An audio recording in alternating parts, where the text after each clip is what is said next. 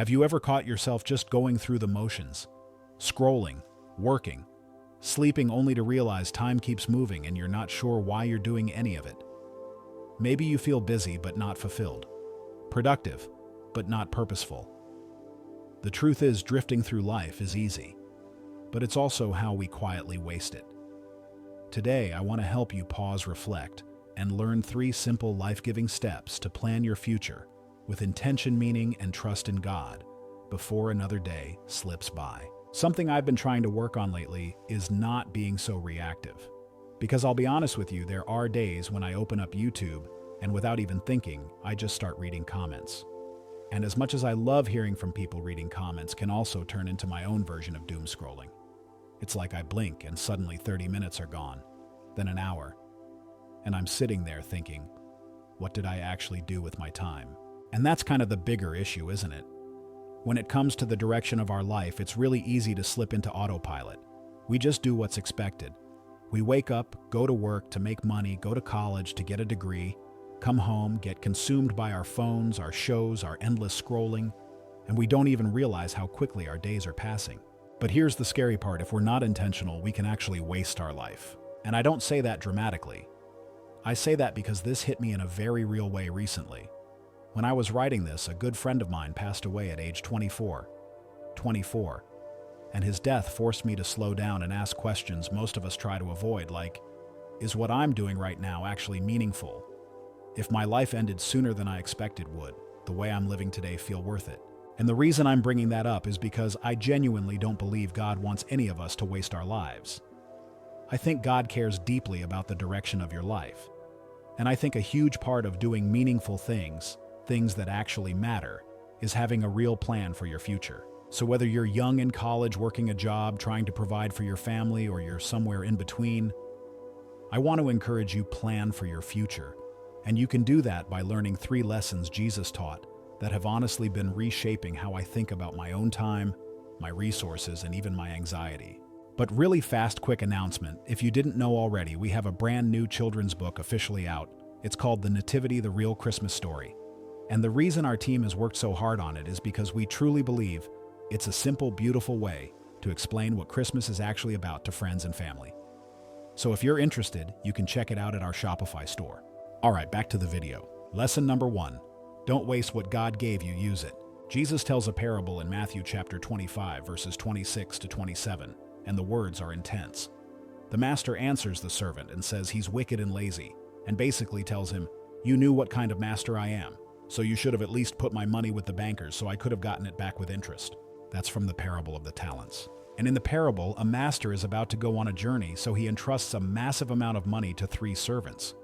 One servant gets 5 talents, another gets 2 talents, and the third gets 1 talent. Now, the first thing we need to clear up is this: the word talent here isn't talking about talents like singing or sports or being gifted at something. The word comes from the Greek term that refers to a large amount of money, usually a heavy weight of silver. And to help you feel the weight of this story, let's put numbers on it. 1 talent of silver was worth about 6,000 denarii, and 1 denarius was roughly a day's wage. So let's do a modern comparison in California. In 2025, minimum wage is $16.50 per hour. If a full workday is 8 hours, that's about $132 for a day of labor. So if 1 denarius equals a day's wage and you multiply $132 by 6,000 denarii, that means 1 talent would be around $792,000. That's wild. So going back to the parable, the servant with 5 talents received roughly $4 million. The servant with 2 talents received about $1.5 million. And the servant with 1 talent still received almost $800,000. When the master returned, he praised the first 2 servants because they doubled what they were given. 5 became 10, 2 became 4. They took responsibility, they acted, they didn't waste the opportunity. But the third servant, he made excuses. He tells the master he thought he was harsh, and instead of doing anything with the money, he buried it in the ground. He played it safe. And when the master comes back, the servant hands back the money like, here, at least I didn't lose it. But the master condemns him. And the master even says, you could have at least put it in a bank and gotten interest. But the servant didn't even do that.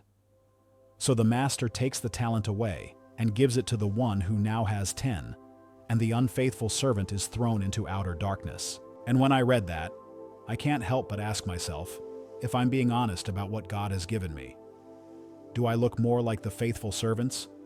Or do I look like the one who was given a lot but wasted his chance because he was afraid, distracted, or passive? Now, I'm not saying every believer needs to become a business person or multiply their money. That's not the point. The point is this: if we're not careful, we can waste the resources God entrusted to us: our time, our relationships, our opportunities, our skills, our money, our knowledge. And being faithful with your money and time is one way you practice being faithful to God. So here's a simple challenge. Write down everything you have: your job, your skills, your relationships, your finances, your knowledge or access to knowledge, your opportunities or opportunities you could create, and any other resources God has placed in your hands. And don't bury it, don't waste it. Instead, start thinking, how can I actually use what God gave me? Because once you get clear on what you have, the next question is how to move it wisely into the future. And that's where lesson number 2 comes in. Don't be short-sighted. Be strategic. Lesson number 2. Don't be short-sighted, be strategic. Jesus teaches this idea in a really challenging parable found in Luke chapter 16, verse 8. It says that the master actually praised the unrighteous manager because he acted shrewdly. And then Jesus adds something that almost feels uncomfortable. He says that the children of this world are often more shrewd in dealing with their own people than the children of light. That line always makes me pause. Because in this parable, Jesus tells the story of a household manager who didn't handle his master's money well. The master calls him and questions his actions and fires him. And at that moment, the manager realizes his entire future is about to collapse. He's thinking, I'm about to lose my job. I don't have income. I don't have security. What am I going to do? And instead of panicking and doing nothing, he comes up with a plan. He goes to everyone who owes his master money and starts cutting their debt. If someone owed 1,000, he tells them to pay 500. If someone owed 800, he lowers it. He does this over and over again. And his motivation isn't pure, it's self-preservation. He's trying to build relationships so that when he's officially out of a job, he'll still have people willing to take him in and help him survive. And here's the shocking part: when the master hears what he did, he praises him, not because he was dishonest, not because he manipulated people. Jesus is very clear. He's not endorsing lying, stealing, or exploitation. What Jesus commends is the manager's foresight, his ability to look ahead, recognize what was coming, and use the resources he still had access to in order to prepare for the future. And I think that's the heart of this lesson. Jesus isn't saying be shady. He's saying be thoughtful, be intentional. Stop only thinking about right now. Because the manager understood something we often ignore: opportunities expire. Access doesn't last forever. Circumstances change. And honestly, this hits really close to home for me. There have been seasons in my life where I assumed things would always stay the same. I assumed the job would always be there. The income would always be there. The energy would always be there. And then life happened. Circumstances shifted. And suddenly I realized how vulnerable I was because I hadn't planned beyond the present. So for us as Christians, I think Jesus is inviting us to think differently, to look at what we have right now and ask, how can I use this in a way that benefits my future and honors God? Remember that list I encouraged you to write down earlier: your job, skills, relationships, finances, knowledge, opportunities. Go back to that list. Now ask yourself some honest questions. If you lost your job tomorrow, do you have a plan? Not fear, just a plan. If your industry changed, if you had to pivot careers, if your income dropped, what would you do? Do you have a backup skill? A side income? A network of relationships you've invested in over time? Because layoffs are a reality. Burnout is a reality. Health changes are a reality. What about long-term plans, retirement? Buying a home, paying off debt, supporting your family, being generous, having margin to say yes when God calls you to something unexpected. One of the things I really appreciate about the shrewd manager is that he didn't freeze. He didn't say, well, this is unfair, and give up. He looked at his situation and thought creatively. He thought outside the box. He took responsibility for his future even though the situation wasn't ideal. And again, I'm not telling you to exploit people or cut corners. What I am saying is this: think of your resources like pieces on a chessboard. Every move matters. Every decision sets up the next one. I've had to learn this the hard way. There were seasons where I spent more time reacting than planning, more time consuming than creating. And looking back, I can see how many opportunities I missed simply because I didn't slow down and think strategically. Strategy doesn't mean you don't trust God. It means you steward what God has already placed in your hands. And that's a mindset shift a lot of us need. God often works through planning, not apart from it. But here's where things can get tricky. Because once you start planning, once you start thinking long-term, setting goals, investing time and energy, it's very easy to slide into anxiety. You start asking, what if this doesn't work? What if I fail? What if I make the wrong move? And that's exactly why lesson number 3 is so important. Because planning without trust leads to fear. Strategy without faith leads to stress. So in the final lesson, Jesus brings balance to everything we've talked about so far. He shows us how to plan without panicking, how to work without worrying, and how to trust God even when the future feels uncertain. And that's where we're going next. Don't panic about your plan. Trust God. Lesson number 3, don't panic about your plan. Trust God. Jesus speaks directly to this tension in Matthew chapter 6, verses 30 to 31. He says, "If God clothes the grass of the field which is alive today and thrown into the oven tomorrow, will he not much more clothe you, O you of little faith? Therefore do not be anxious, saying, what shall we eat, or what shall we drink, or what shall we wear?" These words come from the Sermon on the Mount, and Jesus is addressing something incredibly human: anxiety about the future. Back then, people worried about very basic needs: food, water, clothing, survival-level concerns. And while our worries today might look different on the surface, the root is the same. We stress about income, about careers, about whether our plans will work, about whether we're falling behind compared to everyone else. We ask questions like, did I make the right choice? What if I fail? What if everything I'm working toward collapses? And here's why this matters so much in the context of planning. If you actually take the time to do what we've talked about, if you list your resources, think strategically, make plans for the future, the next temptation is panic.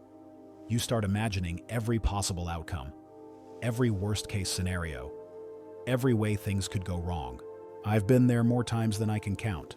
And Jesus doesn't say don't plan. He says don't be anxious. There's a difference. Jesus reminds us that God already knows what we need.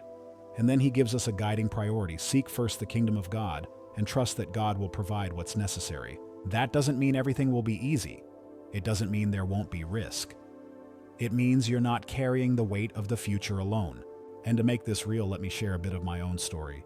Back in 2020, I was teaching at a private Christian school. It was stable, predictable. And during COVID, after a season of prayer, I felt God calling me to move to Japan. That calling didn't come with a detailed spreadsheet or a guaranteed income. It came with a lot of uncertainty. From 2020 to 2022, I started preparing. I paid off my debts, college loans included. I started learning Japanese. I made sacrifices that didn't feel glamorous at the time. And as the move got closer, the anxiety grew. I remember thinking, how am I going to make money in Japan? I couldn't legally work the way I was used to. I could ask for support, sure, but deep down I wanted to build something with my own hands too. So in the summer of 2022, I made the decision to take YouTube seriously. That decision didn't feel bold, it felt terrifying. Joseph and I talked it through, and we agreed to start posting whiteboard videos once a week. We launched in September 2022, and for some context, at the time we had about 37,000 subscribers. That might sound like a lot to some people, but it wasn't enough to live on. Not even close. I didn't start earning a livable income from YouTube until late 2023 or early 2024. That means there was a long stretch of time where obedience didn't immediately equal provision. Back then, our team was just me and Joseph. I wrote the scripts, drew the visuals, recorded the narration, designed the thumbnails, sent everything over to Joseph, who edited and polished it all. On top of that, I spent countless hours studying successful creators, learning what worked, what didn't, and applying those lessons slowly over time. One of the biggest lessons I learned was simple but painful: success requires work. Consistent, often unseen work. During that season, I quit video games entirely. Most of my time in Japan was spent alone in my room working, wondering if any of it would pay off. There were months where I'd check the view count and feel discouraged. I'd look at the analytics and think I should be doing better than this, and anxiety crept in. There were nights I genuinely questioned whether I'd misheard God. That's when I had to bring my fears to Him honestly, not polished prayers, real ones. And slowly, God helped me understand something crucial: He was responsible for the outcome. My responsibility was obedience and effort. That shift changed everything, Because after you make a plan, there are really two things you need to do. First, work hard. Put in the hours. Be faithful with what's in front of you. And second, trust God deeply. Not just in words, but in how you release control. Planning is a risk. Investing time, energy, money, it's all a risk. Life itself is a risk. None of us can guarantee that our plans will work exactly how we imagine. But I've learned this over and over again every time I've genuinely given God my plans. He's been faithful. Not always in the way I expected, but always in the way I needed. And that realization brings peace. Because trusting God doesn't mean you stop planning. It means you stop panicking.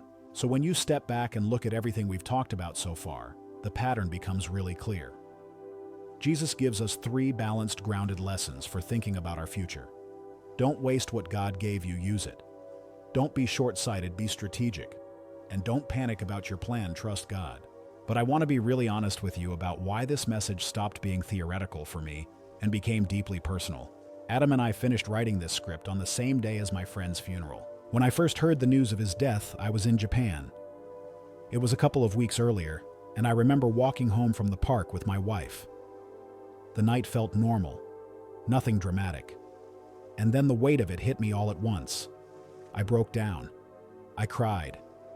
And I couldn't stop thinking about how young he was, how much life he still had ahead of him, how unexpected it all was. And in that moment, I didn't think about productivity or goals or success. I thought about meaning. I remember asking myself a question that felt uncomfortable but necessary. If I were to die next month, how would I live differently right now? Not someday. Not after I finish a project. Right now. And then I followed that question with another one. What would God want me to do with the time I still have? Those questions have a way of cutting through the noise. One of the first things that came to mind was family. I thought about how far away I was, how often I told myself I'd visit more later, how easy it is to assume there will always be more time. And I started thinking about coming back to California more often, intentionally creating space for the people I love instead of just fitting them in when it's convenient. And I share that because planning for the future isn't just about careers and money and accomplishments. It's about values. It's about alignment. It's about making sure the life you're building actually matches what you say matters most. We talk a lot about calling purpose and destiny, but sometimes purpose looks like adjusting your schedule, or saying no to something good so you can say yes to something better, or realizing that success means very little if it costs you relationships you can't get back. That's why Jesus' teaching is so wise. He doesn't tell us to ignore the future. He doesn't tell us to obsess over it either.